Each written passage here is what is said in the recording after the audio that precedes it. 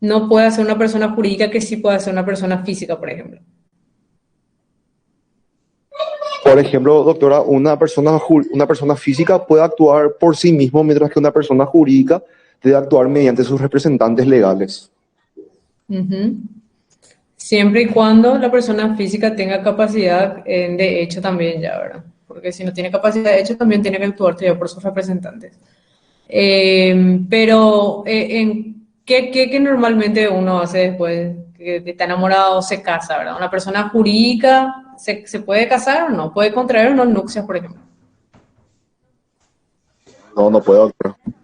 No puede, ¿verdad? Entonces, aquellos, vamos a decir, derechos personalísimos tampoco tiene la persona jurídica en este caso. Entonces, sí, algunas cuestiones nada más para que ustedes vayan, en este caso, diferenciando y podamos entender bien cuando desarrollemos en este caso la, la personalidad jurídica específicamente. Bueno, ahora sí voy a compartir la proyección y vamos a empezar específicamente ya con lo que es personalidad jurídica del Estado en este caso. A ver, ¿dónde está mi proyección?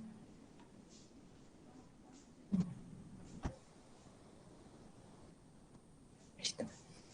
Profesora, mientras que estás compartiendo, quiero comentarte nada más que yo al menos no pude acceder a las clases que subió el profesor.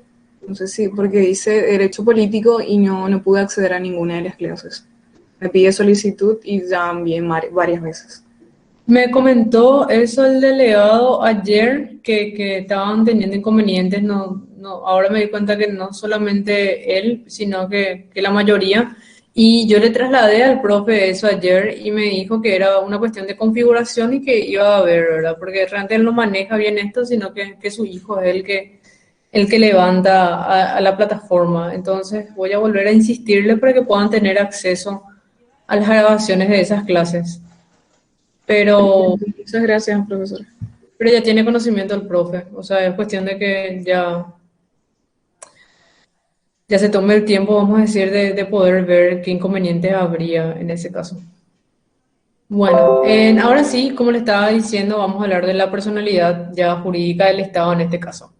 Bueno, como ven ahí, el Estado sí es una persona jurídica de derecho público en este caso, y en base a esa personalidad que tiene, se convierte en un sujeto de derechos y también de obligaciones, ¿verdad? Entonces, de esta manera, el poder o la actividad del poder en el Estado entonces se encuentra condicionada por el derecho. Podría ser de manera formal a través de los actos de imperio o también llamados actos políticos o de manera formal y material a la vez en los actos de gestión. Bueno, esto vamos a ver un poco más adelante y creo que ya vimoslo en clases pasadas cuando hablábamos de la actuación del Estado tanto en la esfera del derecho público como así también en la esfera del derecho privado según la división del derecho que hacía en este caso Ulpiano. Bueno, dice que esta atribución justamente de la personalidad surge recién en el advenimiento, en este caso de la política moderna, donde se le concibe al Estado como una persona jurídica o una personificación de la nación o del pueblo específicamente. Bueno, entonces tenemos acá un ratito. Un segundito, por favor.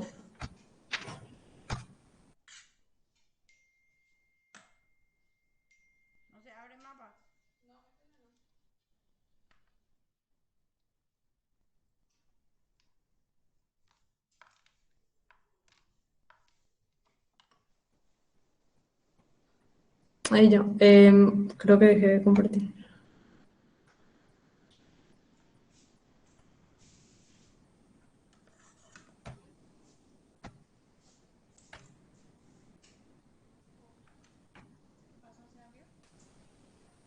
Ahí ya está. Bueno, y le estaba diciendo entonces que el Estado tiene entonces una personalidad jurídica y se le considera como una persona jurídica de derecho público en este caso.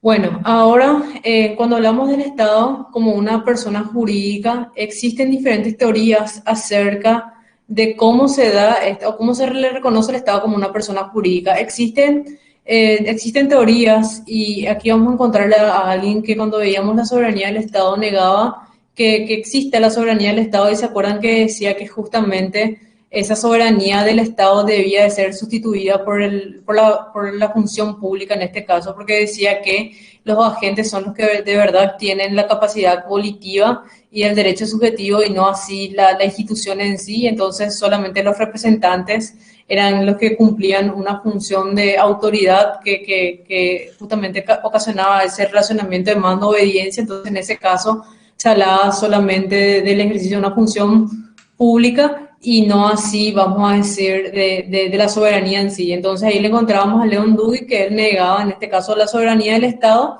y vamos a ver otra vez que cuando hablamos de personalidad del Estado, él niega que el Estado tenga una personalidad nuevamente jurídica independiente a la de sus miembros. Bueno, y estas son las interrogantes justamente que se hace aquí y menciona, dice, ¿esta organización política se puede o no considerar como una persona separada y distinta de los individuos que la componen? Bueno, esa es la consulta. Ahora, es una ficción legal y en el caso que sea una ficción legal, ¿representa o no la personalidad del Estado una realidad jurídica independiente a sus miembros? Entonces, en base a estas preguntas que ahora estamos viendo en pantalla, es que se generan estas teorías que vamos a ver que dan respuesta a estas interrogantes. Y vamos a ver que una de ellas justamente es la teoría negatoria, la otra es la personalidad del Estado como ficción y la otra es la teoría realista. Bueno, en el caso de aquella teoría que niega la personalidad del Estado, que dijimos que encontramos a León Duguid ahí de nuevo, León Duguid sostiene que en este caso el concepto de persona jurídica es un concepto imaginario y dice que el Estado no puede tener voluntad, entonces solamente sus representantes son los que gozan de esa capacidad de adquirir y contraer derechos, ¿verdad? En este caso, y no se le puede reconocer al Estado una personalidad y por ende, al no tener el Estado entonces voluntad propia y no solamente sus agentes, no puede tampoco obligarse ni tampoco ser ente que pasible de derechos, ¿verdad? Entonces, eso dice la teoría negatoria, entonces niega la personalidad jurídica del Estado y, como ven ahí, dice el poder del Estado no es otra cosa que el poder del más fuerte, vuelve con esa teoría y dice que todo lo demás es un artificio para ocultar la realidad, y bueno, esa es la teoría de León Duguid.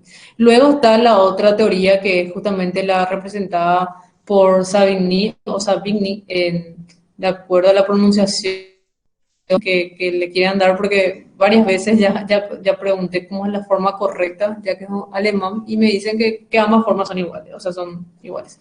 Bueno, en cuanto a la personalidad del Estado, en cuanto a esta teoría alemana, ¿verdad? Ellos sostienen que el Estado y ciertos entes colectivos no tienen una personalidad real. Dice que los únicos, así en el mismo sentido de lo que decía la anterior teoría, menciona que los únicos que realmente pueden tener una voluntad son los hombres, o sea, los que gozan de ese derecho subjetivo son los hombres. Y dice que en este caso el hecho que se le considere al Estado es solamente una ficción jurídica que le permite en este caso al Estado actuar frente a otros estados y deslindar también las responsabilidades de las autoridades según actúen como gobernantes o como particulares. Entonces, ¿qué nos dice esta teoría del Estado, esta teoría de la personalidad del Estado como ficción? Dice que en el derecho, a través de una técnica legislativa o una técnica, le da existencia real a algo que realmente solamente goza de existencia ideal. Entonces dice que el Estado no es una realidad independiente a las de sus miembros y vuelve a hacer referencia a que solamente los sujetos físicos, en este caso, son los pasibles de poder adquirir derechos, como así también contraer obligaciones. Entonces solamente limita la personalidad jurídica del Estado, entonces como resultado de una mera ficción jurídica, en este caso, que le permite entonces al Estado actuar tanto dentro del campo interno como así también dentro del campo internacional. Ahora, aquí existe una contradicción, porque si justamente es a través del derecho que justamente y a través de la ficción jurídica se le asigna, en este caso, al Estado una personalidad jurídica. ¿Cómo vamos a hablar de derecho antes que el Estado, en este caso, tenga una personalidad jurídica? ¿Se acuerdan de ese debate que hicimos luego ya al inicio? O sea, entra en una contradicción. El Estado, hablábamos que era la organización política, jurídica, ubicadas, situadas sobre un territorio, ¿verdad? Dentro de un territorio, mejor dicho. Entonces, si hablamos de que es el derecho a través de una técnica la que justamente le reconoce, en este caso, al Estado su personalidad, ¿cómo ese derecho, o sea, quién instituye ese derecho dentro del Estado? ¿Se entiende? No sé si me estoy dando a entender a lo que voy, o sea, ¿cómo vamos a hablar de un derecho positivo que a través de una técnica jurídica le reconozca, en este caso, o le permita al Estado tener, vamos a decir, una personalidad jurídica, siendo que el derecho recién aparece cuando el Estado en sí está política y jurídicamente organizado ya? Gisela, ¿querés aportar? ¿Querés aportar?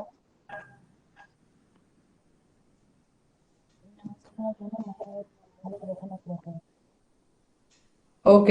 Ok.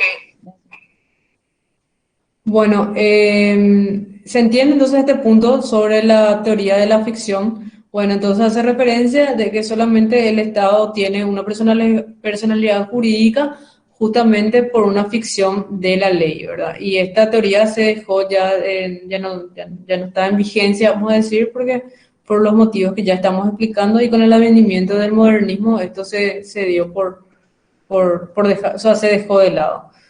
Bueno, luego está la otra teoría, que es la teoría realista en este caso. Y bueno, y esta teoría realista es la que justamente el profesor Zaguier, titular de cátedra, dice que es la teoría que la cátedra adopta, ¿verdad?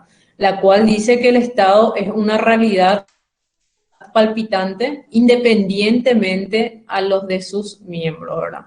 Entonces menciona que el Estado, al constituirse como Estado y a través de sus tres elementos, que hablábamos, el elemento físico, el elemento humano y el elemento político, no es que tiene una personalidad, o sea, no, su personalidad no solamente se limita a la personalidad de sus representantes, sino que tiene una personalidad independiente a los de sus miembros. No es tampoco una mera ficción jurídica nada más. Es decir, es una realidad el Estado en sí y, vamos a decir, a través de la personalidad jurídica se hace una personificación de su nación, de su sociedad en sí. Y bueno, y esta es la teoría también que el profesor Sayera Cebal, en este caso este no es nuestro profe, es el papá del profe, que él mencionaba también esto en su libro de Teoría del Estado, y decía que justamente adhiriéndose a lo que decía Jelinek, decía que el Estado es una realidad independiente a los de sus miembros. Entonces, el Estado es una persona jurídica distinta a la de sus miembros como expresión de la realidad política misma de su organización. Entonces, esta es la teoría, como ya les mencioné, que la cátedra adopta en este caso en cuanto a la personalidad jurídica del Estado. Y dice, si existe, como hemos dicho, el Estado como una reunión de hombres asentados en un territorio que persiguen un bien común y para lograrlo actúa como una unidad organizada, podemos afirmar que este ente existe y que tiene personalidad real y no ficticia, menciona. Y bueno, y justamente, como les decía, esta es entonces la teoría la cual el profesor menciona y es con la que adopta en cuanto a relación de personalidad jurídica del Estado. Bueno, ahora, sí, efectivamente, si volvemos a las teorías anteriores y decimos que la personalidad jurídica del Estado no es independiente a la de sus miembros, entonces podríamos dar un ejemplo para ver si se entiende mejor. ¿Alguien me puede mencionar alguna persona jurídica que conozcan? ¿Alguna sociedad que tenga personería jurídica o no sé, no importa que sea público o privado?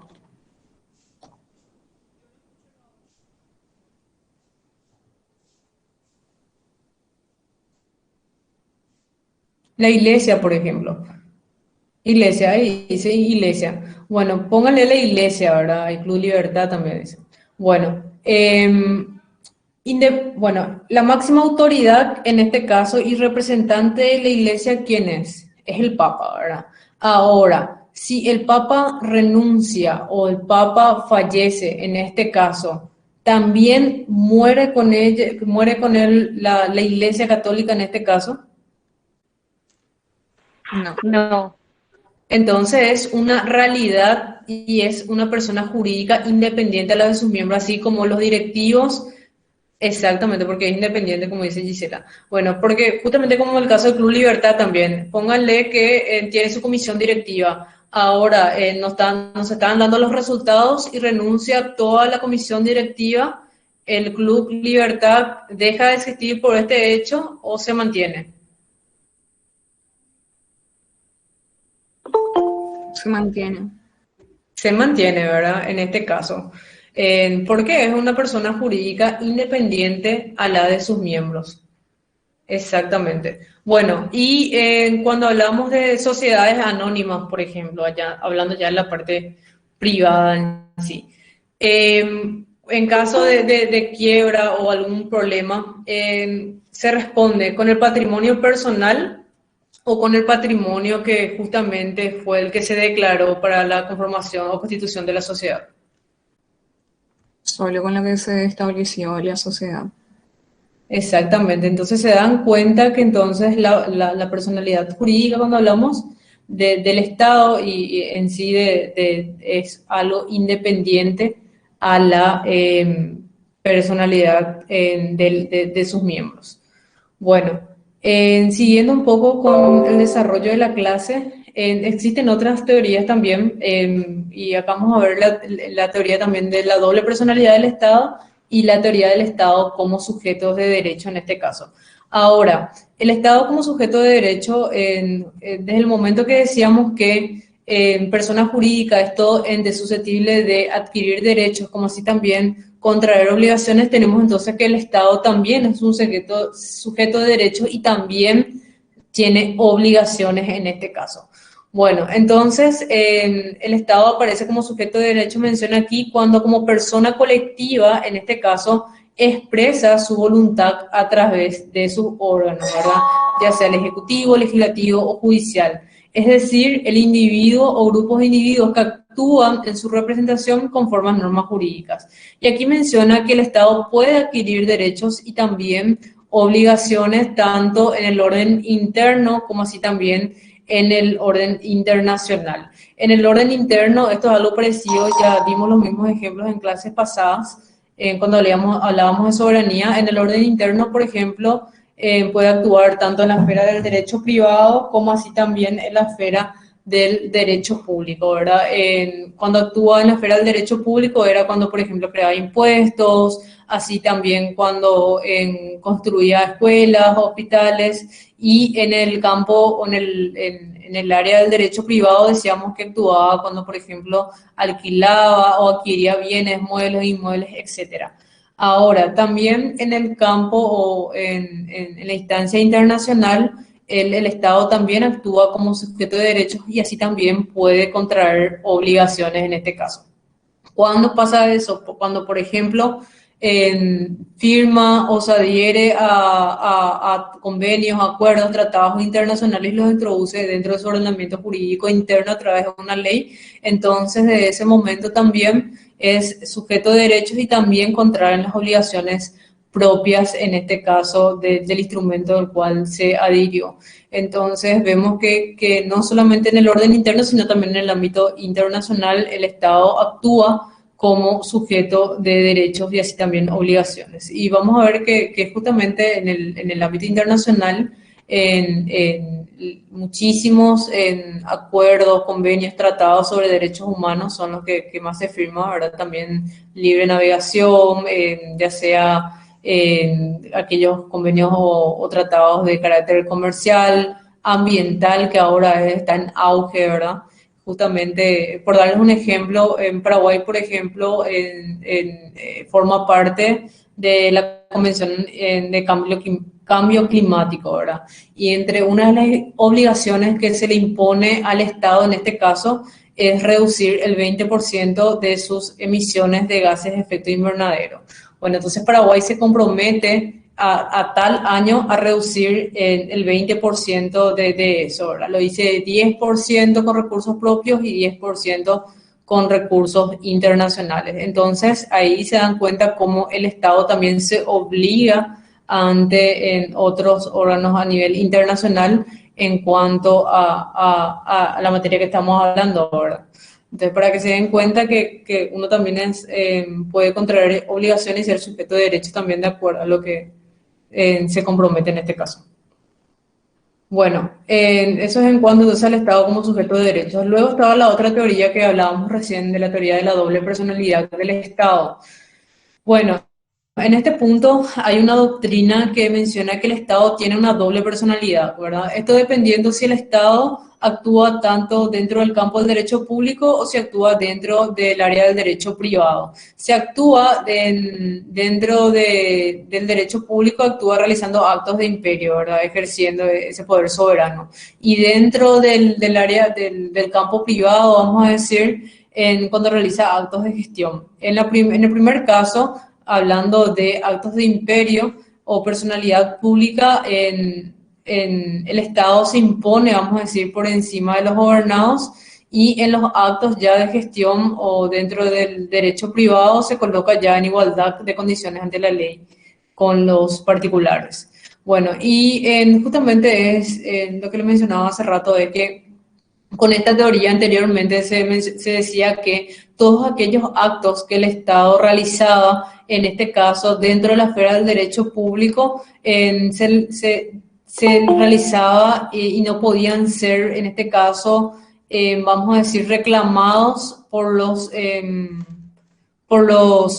ciudadanos, ¿verdad? Y dice que con esto se justificaba justamente la irresponsabilidad de los actos del Estado en caso de que se actúe en el campo del derecho público, ¿verdad? Y en este caso, al que tenía que, en esa relación diferencial, uno tiene el poder y el otro tiene que obedecer, bueno, al que le tocaba obedecer, que en este caso era el súbdito, solo le restaba, dice, acatar los mandatos del gobernante y solamente podía reclamar aquellos actos que caían dentro de la esfera del derecho privado, que justamente que se engloba dentro de los actos de gestión que estábamos mencionando. Pero esto hoy en día ya no está vigente porque sabemos que la personalidad jurídica del Estado es invisible y justamente el Estado no tiene una doble personalidad. O sea, el Estado tiene una única personalidad. El hecho de que el Estado actúe en diferentes esferas, vamos a decir, sea en el derecho público o en el derecho privado, no quiere decir esto que se multiplique o se diversifique su personalidad. Lo que sí se diversifica es su actividad, pero no así su personalidad. Entonces, si nosotros hablamos hoy de la personalidad jurídica del Estado, estamos hablando de una personalidad jurídica en sí el Estado y no de dos personas jurídicas. No es que hay una persona jurídica para el derecho público y otra para el derecho privado. Y también menciona justamente que la responsabilidad al día de hoy del gobernante y también del Estado ya se haya consagrada en todas las legislaciones modernas, justamente conforme al principio de Estado de Derecho, ¿verdad? Y se puede reclamar tanto actos realizados bajo el poder supremo o bajo la esfera del derecho público, como así también del derecho privado. Y bueno, también menciona, y esto está también establecido en nuestra Constitución, que ningún funcionario, o en este caso funcionario público, está exento tampoco de responsabilidad, ¿verdad? Y en caso de transgresiones, delitos o faltas que cometiesen ellos en el desempeño de sus funciones, también son personalmente responsables, y esto sin perjuicio de que el Estado tenga una responsabilidad subsidiaria también, con derecho también a repetir el pago en lo que llegase a abonar en tal concepto. Bueno, y acá menciona lo que le dije recién, dice, es cierto que cabe hacer una distinción entre actos de derecho privado y actos de derecho público, pero ello no implica un desdoblamiento de la personalidad, en este caso del Estado. Bueno, O sea, esta teoría, hay varias legislaciones que incluían dentro de sus normas o ordenamientos jurídicos la teoría de la doble personalidad del Estado.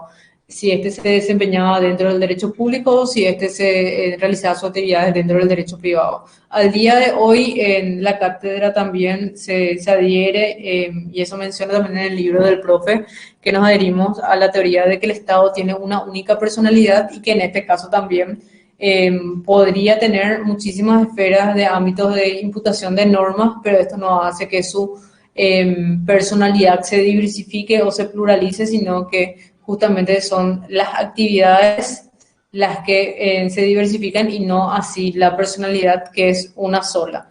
Y Carlos Fay, me acuerdo que en su libro también de teoría del derecho, da un ejemplo para poder entender mejor este punto al mencionar que, por ejemplo, estoy viendo acá Raquel Brites. Bueno, Raquel Brites ahora, por ejemplo, está desempeñando el rol de estudiante en este momento.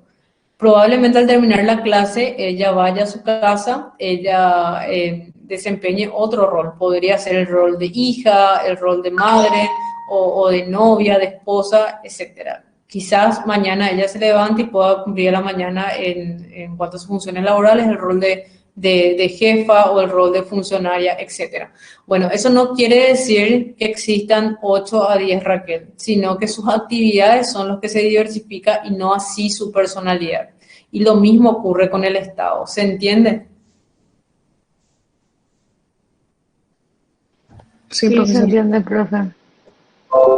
Y bueno, entonces aquí ya haciendo una conclusión de lo que estábamos dando y viendo el día de hoy, tenemos que el Estado entonces siempre es una persona pública, como dijimos, con capacidad entonces para ser tanto sujeto de derecho dentro de derechos públicos como así también derecho privado, ¿verdad?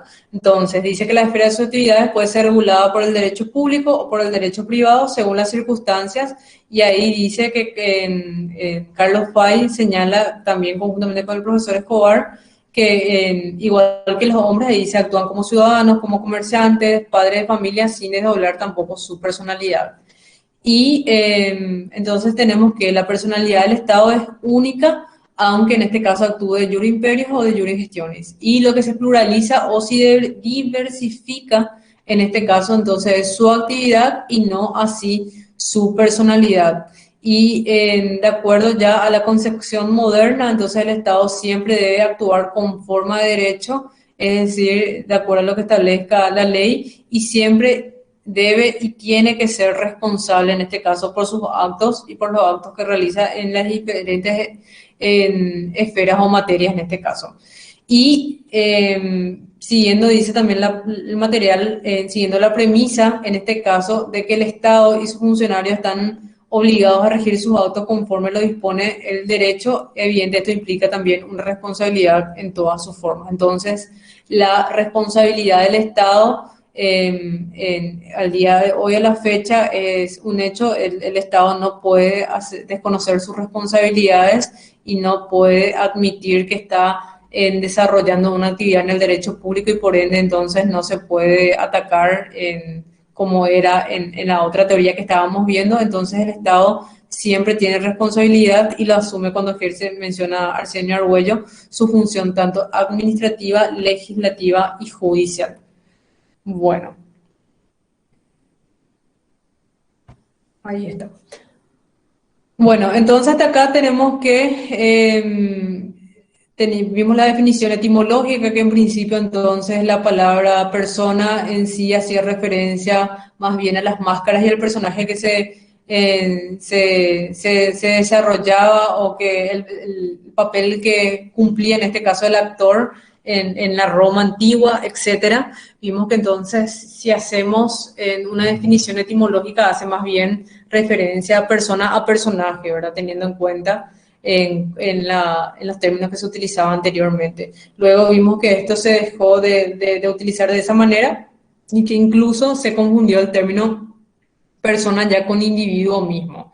Luego pasamos a ver un poco lo que establece nuestro ordenamiento jurídico referente a ello. Vimos que nuestro ordenamiento jurídico divide los que son o reconoce dos tipos de personas: la persona física o natural, que es todo ente susceptible de adquirir derechos y obligaciones, y vimos que es de existencia visible en este caso. Luego vimos que está por el otro lado la persona jurídica, que dijimos que no es de existencia visible y también tiene otras formas se le denomina, por ejemplo, moral o de existencia ideal. Luego vimos que existen diferentes tipos de teorías para poder explicar o señalar la personalidad jurídica del Estado como una realidad dependiente o independiente a la de sus miembros, y hay otras teorías que vimos como Duit que niegan la personalidad jurídica del Estado. Otros como Savigny que si bien dicen que el Estado tiene una personalidad jurídica, pero dice que esta es consecuencia de justamente una ficción del derecho. Luego vimos la teoría realista que dice justamente que el Estado entonces tiene una personalidad jurídica y que esto es una realidad desde el momento mismo de que el Estado se constituye como tal con sus tres elementos constitutivos justamente, y es una realidad misma y bueno, es una realidad independiente a los miembros que la conforman. Luego vimos que el Estado, al ser reconocido como una persona jurídica, también es un sujeto de derechos y obligaciones, tanto en el ámbito interno, en la esfera del derecho privado o en la esfera del derecho público, como así en el internacional, en ambas esferas. Y luego vimos que existe una teoría de la doble personalidad, que es aquella que hace referencia a que el Estado, justamente de acuerdo a la esfera en que se mueve, sea pública o privada, entonces en ese caso la personalidad se desdobla, hay un desdoblamiento de personalidad, y vimos que esto ya fue dejado, vamos a decir, en desuso, por decirlo así, y que actualmente se puede decir que el Estado tiene una única personalidad y lo que existe es una diversificación o pluralización, en este caso, de sus actividades y no así de su personalidad. Y bueno, ¿tienen alguna consulta o duda sobre la clase de hoy?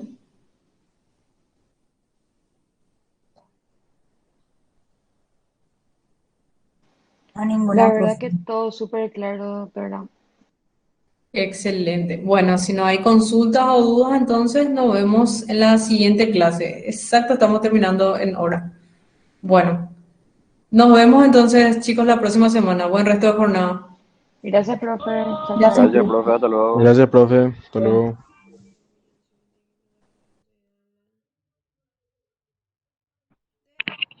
Muchas gracias, profesora. Hasta luego. Gracias, profe, hasta luego.